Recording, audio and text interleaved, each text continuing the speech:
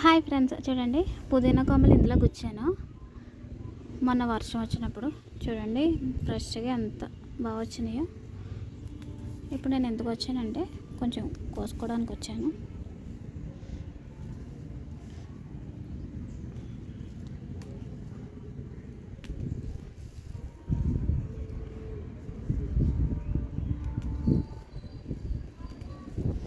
ఇది సరిపోద్ది ఫ్రెండ్స్ నాకు. చూడండి ఎంత అందంగా ఉందో.